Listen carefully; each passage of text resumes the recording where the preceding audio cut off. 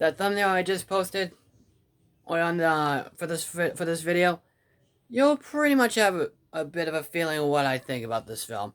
So anyway, I just saw the newest Netflix animated film of The Willoughbys. Always I've always saw just a trailer to it just the other day, or that a new animated film was coming out. When I saw it, I'm like, this looks cute enough. This looks like a cute movie. Wait, I put it on and tried to take a look at it, and I will admit that the first 15 minutes of this film is kind of uncomfortable. Oh, and which I don't want to like, necessarily spoil it, but I'm just gonna say, oh my freaking god, I love this movie. The Willoughbys is probably one of the best animated films I've ever seen in my life. I'd be lying if I said I actually think it's just as good. It's just as good as Onward. I think this is probably one of the probably the best animated film I've seen this year. We'll have to see what else happens because there's we got Trolls already out. Scoob is going on VOD, not in theaters. I'm not liking this. I'm not liking it at all. I hope this doesn't ruin the movie theater industry thing. But anyway, um, but yeah, oh my god, I really friggin' loved The Willoughbys. This is a movie I definitely would like to watch again soon, personally. Like, a movie I wouldn't mind watching again, like I did with, like, Klaus, for example. I wouldn't mind watching that movie again at all. Or even if it is a Christmas film, I wouldn't even mind watching it outside of Christmas. The story is about about about these four kids who have incredibly neglectful parents who don't even care about their own kids, which is really a big problem with the film. Uh, but but I don't know if I can consider it as a problem at all anymore. Okay, I'll talk about it in a second.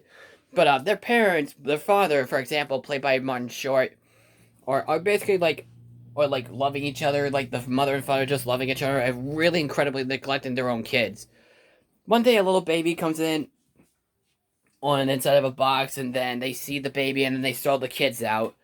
And then the kids basically bring it down to into a candy factory where this candy guy, voiced by Terry Crews, basically takes the baby, and then the kids go back home. Well, they were about to go home, and then they decided that they want them out of their lives, so that they actually want to become orphans, which kind of makes sense because their parents are so neglectful and a bunch of a-holes.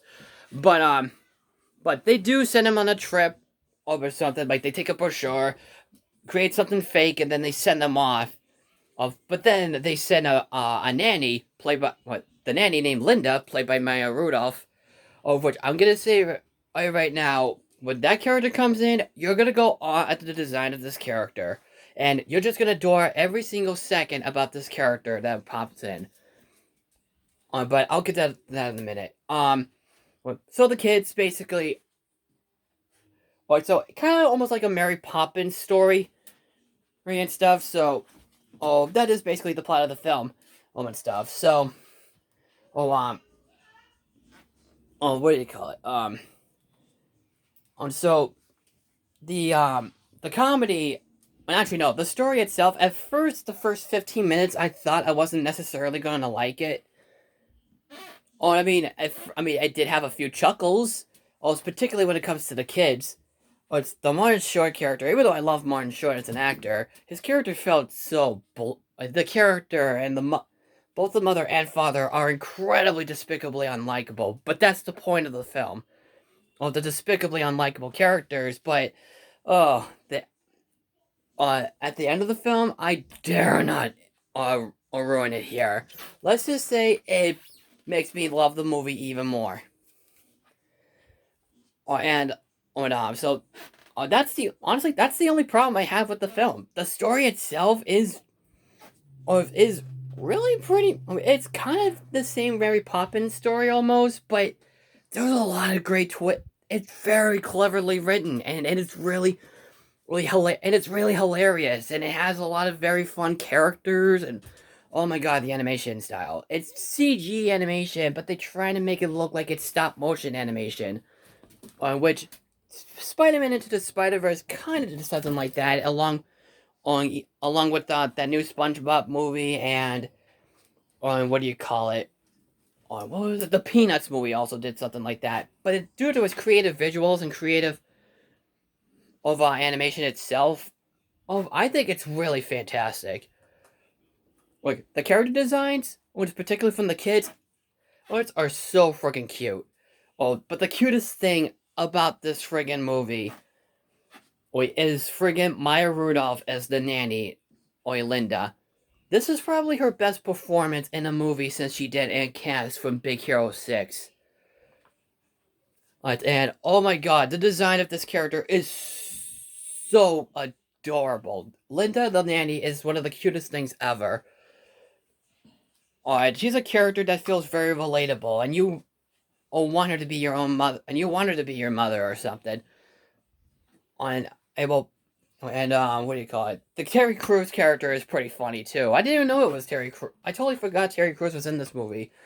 Wait, there's a narrator, this cat, a blue cat voiced by friggin' Ricky Gervais, from the British dude. I can't even say like British dude, but the guy from the Night in the Museum movies, and also Ghost Town with Tay Leone. And he is hilarious. Especially from his performance, it gets a really good laugh. I dare not ruin the twists and turns in this movie because it's something I haven't seen in this kind of story before. I think the story itself is wildly creative. It's a very creative film. It's also very hilarious. It's really hilarious. And it's a movie when one character pops up, or at least the first 15 minutes when it starts at the 15-minute mark, that's where it actually gets starts to get a lot better. But when the nanny comes in, it's not. It's oh my god, it's so great. This is easily one of the best animated films I've ever seen, and one of the best movies of the year, and probably the best animated film to come out this year in total. Well, let's just wait until the new Pixar movie Soul comes out. We'll have to see it from there. And since Raya and the Last Dragon, the new Disney animated film, was supposed to be released in November, but then got replaced by Soul. Also, we'll have to wait and see for that one, since that movie's coming out since Raya is coming out in March of 2021. So, if you haven't seen The Willoughbys, I absolutely recommend you check it out on Netflix.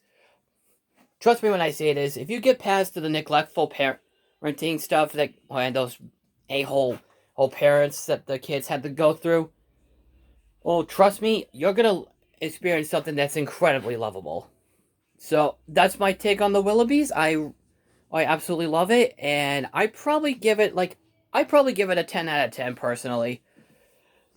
It was that great of a movie. I was thinking of giving a 9 or a 9.5.